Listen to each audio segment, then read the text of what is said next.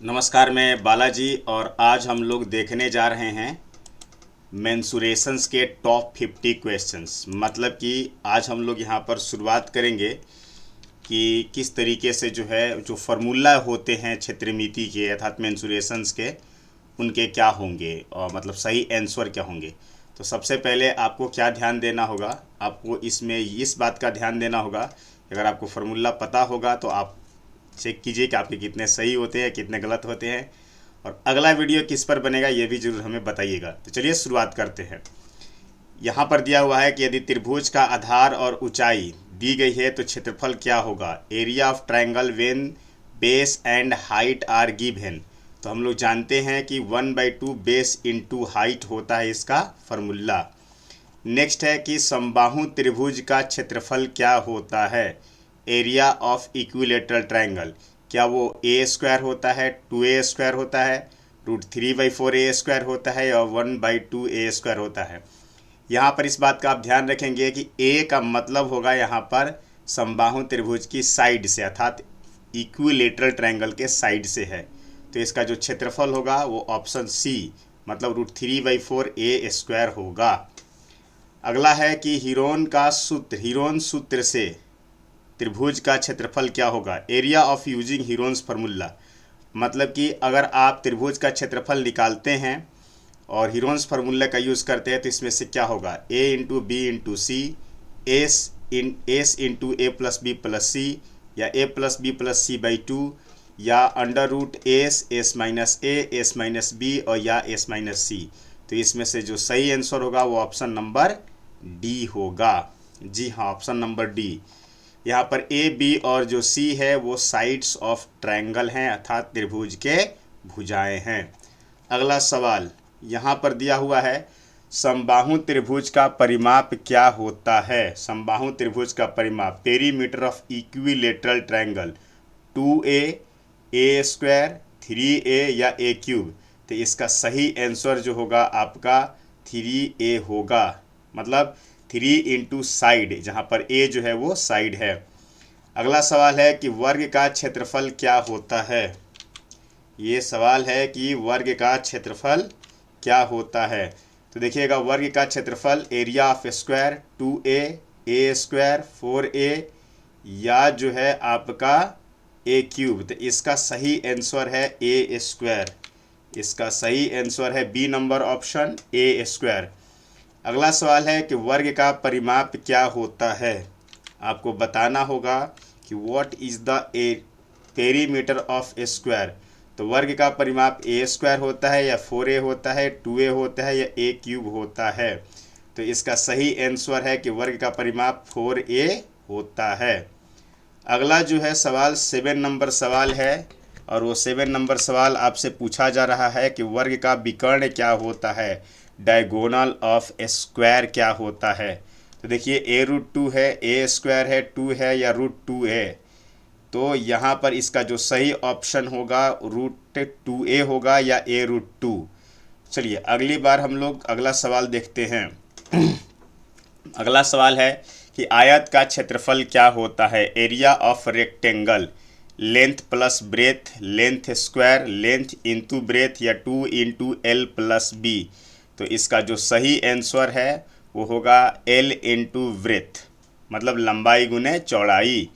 आयत का परिमाप क्या होता है। व्हाट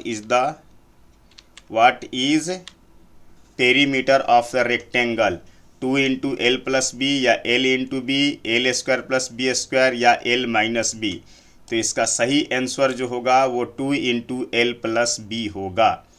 आयत की विकर्ण की बात कर लेते हैं। तो आयत का विकर्ण क्या होगा, diagonal of rectangle, l plus B √l² plus b², l into B या 2 इंटू एल।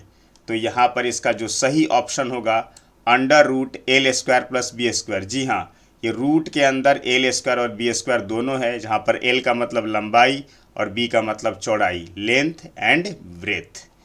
नेक्स्ट सवाल है, समचतुर्भुज का क्षेत्रफल क्या होता है या क्या है।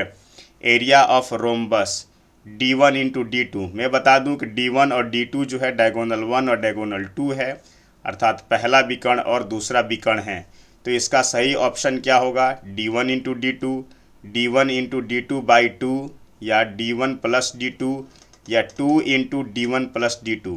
तो इसका सही ऑप्शन नंबर बी होगा, d1 into D two by two, या अपने शब्दों में बोल सकते हैं कि 1/2 विकर्णों का गुणनफल, अर्थात 1/2 प्रोडक्ट ऑफ डायगोनल। 12 नंबर सवाल है, समांतर चतुर्भुज का क्षेत्रफल क्या होता है? या समांतर चतुर्भुज का क्षेत्रफल क्या है? Area of parallelogram, base plus height, या base square, base into height, या 2 इंटू बेस इंटू हाइट। तो इसका जो सही ऑप्शन है वो है option number c, base into height. अगला सवाल है, समलंब चतुर्भुज का क्षेत्रफल क्या है? Area of trapezium, a into b 1/2 into a plus b into h, या a plus b plus h, या 2 इंटू ए प्लस बी। सोचिए यहाँ पर जो है आपका, मैं थोड़ा इसको और छोटा करता हूँ, यहाँ पर जो है आपका ए और बी जो है वो पैरेलल साइड है और एच जो है वो हाइट है, अर्थात इसका ऑप्शन नंबर जो है वो क्या होगा? बी होगा। बहुत ही सिंपल सा सवाल, ये तो आप लोग बचपन से करते आ रहे होंगे कि वृत्त का क्षेत्रफल क्या होता है, एरिया ऑफ सर्कल क्या होता है। क्या मैं इसको डी कर दूं? नहीं, इसका जो सही आंसर होगा वो क्या होगा? सी होगा। वृत्त का क्षेत्रफल जो है वो पाई आर स्क्वायर होता है। 15 नंबर पर चलते हैं, वृत्त की परिधि क्या होती है? Circumference of circle, pi r square, 2 pi r square, या पाई डी स्क्वायर। तो जी वृत्त की जो परिधि होती है वो 2 पाई आर होती है। अगला सवाल एकदम हलवा सवाल एकदम से, जो आप लोगों ने तो बहुत बार इसके लिए क्या क्या होगा, मतलब ऐसे होता है ना, मुंह से ही बोल दिया, ऐसे ही बोल कर निकल गए हैं। वृत्त का व्यास क्या होता है? डायामीटर ऑफ है सर्कल। तो जो वृत्त का व्यास होता है आर स्क्वायर होता है, या r/2 होता है, 2r होता है, या पाई आर होता है। तो r जो है यहाँ पर रेडियस है, तो वृत्त का व्यास क्या होगा? तो जी हाँ, वृत्त का जो व्यास होता है वो त्रिज्या के दुगनी होती है, अर्थात यहाँ पर ऑप्शन नंबर सी होगा।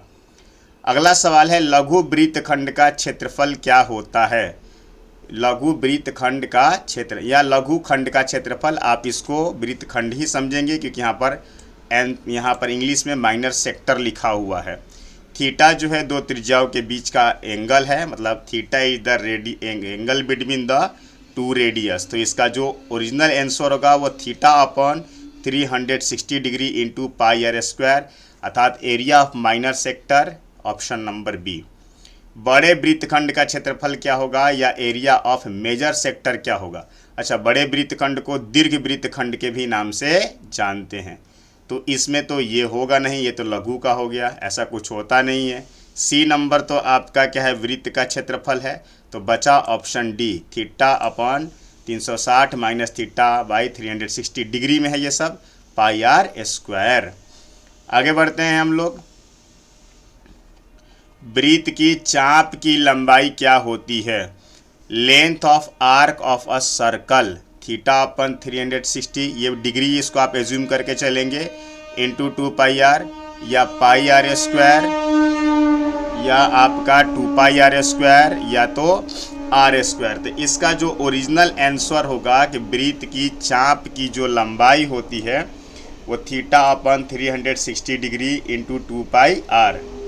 चलिए एकदम से अब और भी आसान सवाल की तरफ हम लोग क्या करते हैं, अपना कदम बढ़ाते हैं। यहाँ पर दिया हुआ है कि घन का कुल पृष्ठीय क्षेत्रफल क्या होता है? Total surface area of cube क्या होगा? तो total surface area of cube की बात करते हैं तो क्या ये 4a स्क्वायर होता है, 6a स्क्वायर होता है, a क्यूब होता है, या 2a स्क्वायर होता है?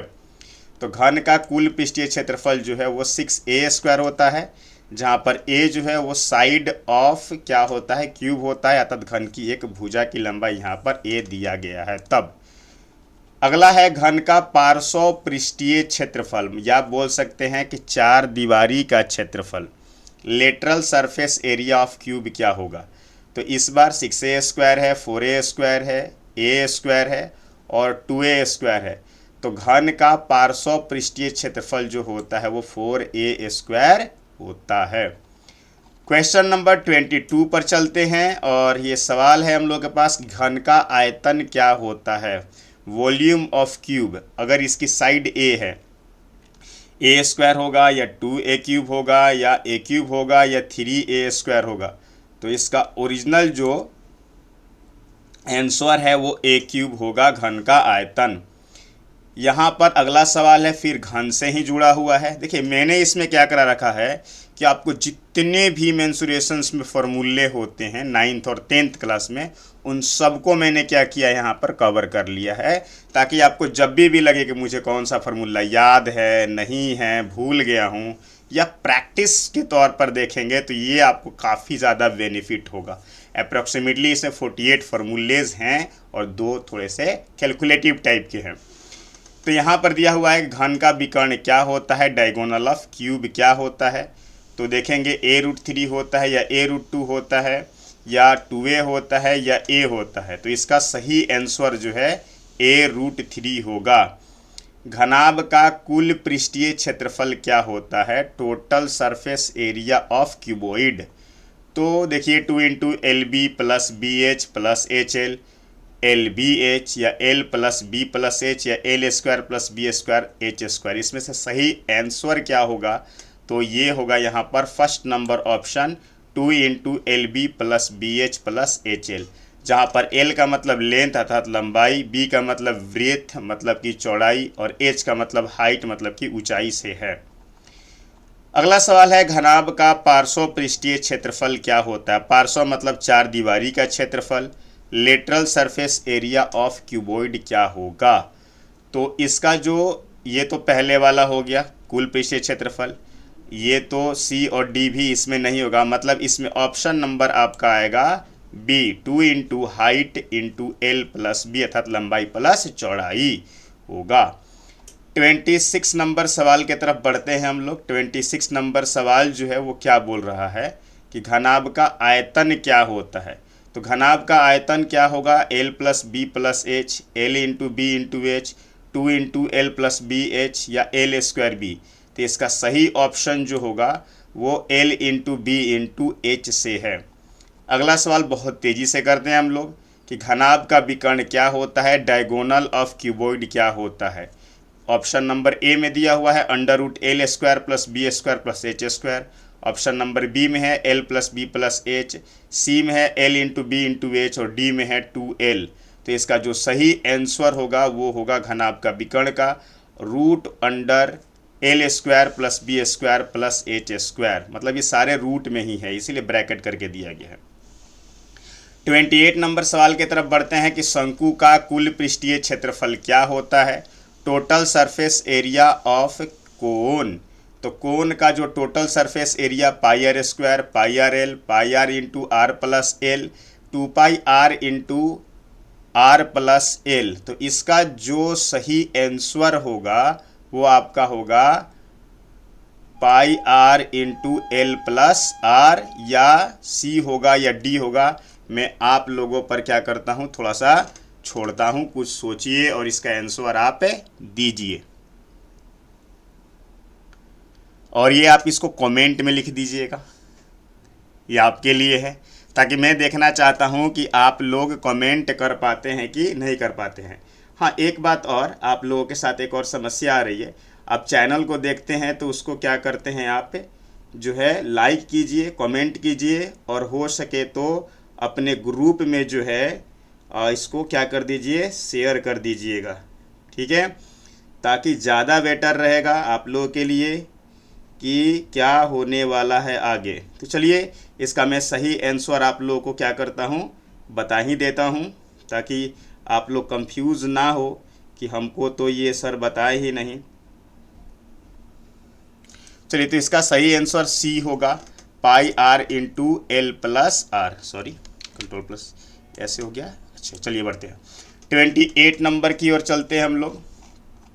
शंकु का वक्र पृष्ठीय क्षेत्रफल क्या होगा। तो शंकु का जो है वक्र पृष्ठीय क्षेत्रफल क्या होता है। तो शंकु का वक्र पृष्ठीय क्षेत्रफल, अब ये फिर से आप लोग थोड़ा सोचिए, इसमें कमेंट वगैरह करिए, ज़्यादा बेटर रहेगा आप लोगों के लिए, और कि क्या होता है। तो इसमें जो है, अच्छा शंकु जो है वो, आप शंकु का एग्जाम्पल अगर आप देखेंगे कि शंकु कैसा होता है, तो शंकु का अगर आप एग्जाम्पल देखेंगे तो शंकु को आपने देखा होगा कैसे करके, जैसे आप लोग आइसक्रीम वगैरह खाते हैं तो उसमें आप लोगों ने कोन देखा होगा, जोकर की जो टोपी होती है या बर्थडे वाली टोपी होती है वैसा शंकु होता है। तो इसका जो क्षेत्रफल होगा, वक्र पीछे क्षेत्रफल मतलब कर्व्ड, मतलब इसमें ढक्कन नहीं है जिसमें आप अपना मुंडी घुसा सके, ऐसा टोपी, बस केवल ऊपर वाला पार्ट है, तो उसको हम लोग क्या बोलते हैं, इसका जो है कर्व्ड सरफेस एरिया जो है वो पाई आर एल होगा। शंकु की आयतन की बात कर लेते हैं, तो जो शंकु का आयतन होगा वो 1/3 पाई आर स्क्वायर एच होगा। जी बिल्कुल, लीजिए मैंने एक ही बार में आपको बता दिया। आगे बढ़ते हैं, बेलन का वक्र पृष्ठीय क्षेत्रफल क्या होता है, curved surface area of cylinder. तो देखिएगा यहाँ पर ऑप्शन है 2 pi r h, pi r square, pi r square, pi r h square या 2 पाई आर स्क्वायर। तो ऑप्शन नंबर इसमें सी होगा 2, माफ़ कीजिएगा, ऑप्शन नंबर यहाँ पर ए होगा 2 पाई आर एच, वक्र पृष्ठीय क्षेत्रफल। 32 नंबर पर चलते हैं, तो बेलन का अब कुल आ गया कि बेलन का जो है कुल पृष्ठीय क्षेत्रफल कितना होता है, क्या 2 पाई आर एच होता है, क्या 2 pi r into r plus h होता है। यहाँ पर आर का मतलब है कि सिलेंडर जो है, बेलन जो है उसकी त्रिज्या और एच उसकी ऊंचाई से है, पाई आर स्क्वायर एच या पाई आर स्क्वायर। तो इसका ऑप्शन नंबर बी जो है वो क्या होगा, सही होगा। अगला सवाल, बेलन का आयतन क्या होता है। तो बेलन के आयतन की बात करेंगे तो pi r square h, 2 pi r h, pi r h या आर स्क्वायर एच।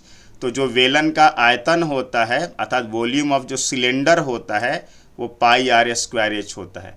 क्वेश्चन जो है वो हिंदी इंग्लिश दोनों शब्दों में है, तो ये ज़्यादा बेटर रहेगा। जो सीबीएसई बोर्ड के बच्चे होंगे या कोई बच्चे जो इंग्लिश में इंटरेस्टेड होंगे या हिंदी में इंटरेस्टेड होंगे या दोनों में इंटरेस्टेड होंगे, क्योंकि बहुत बार ऐसा देखा जाता है कि कुछ बच्चे आकर के बोलते हैं कि भैया या सर इसमें हो क्या रहा है कि मैं हिंदी जानता हूँ इंग्लिश नहीं जान पाता हूँ, फिर इंग्लिश जानता हूँ तो हिंदी नहीं जान पाता हूँ।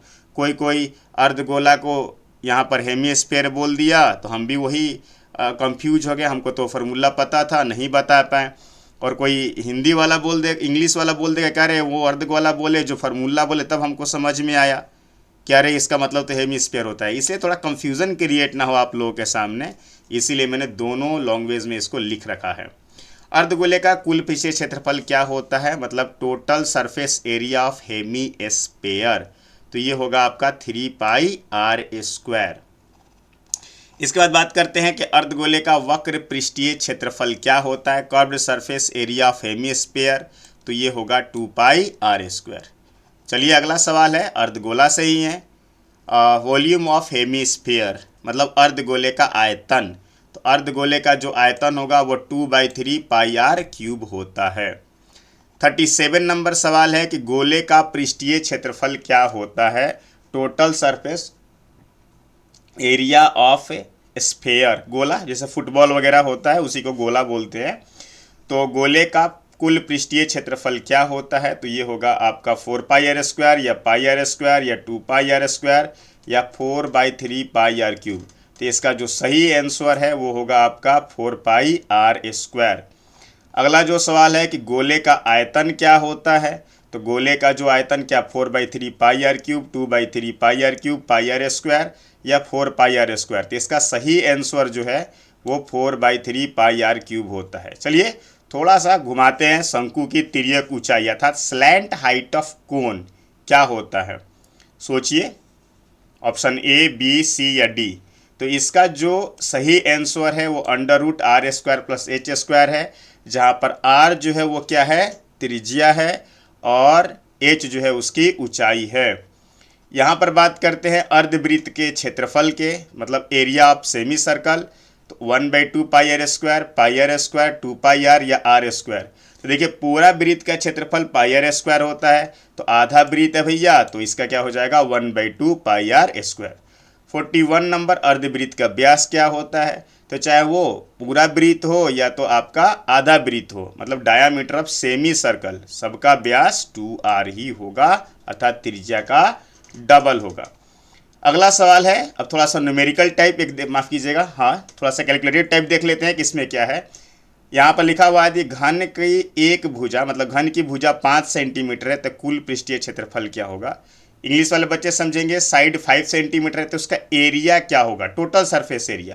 तो टोटल सरफेस एरिया जो है उसका 150 सेंटीमीटर स्क्वायर होगा, क्योंकि 6a² लगाएंगे और a की वैल्यू 5 है, तो यहाँ पर 5 5 जा 25 और फिर 25 में जब 6 से मल्टीप्लाई कराएंगे तो 150 सेंटीमीटर स्क्वायर होगा।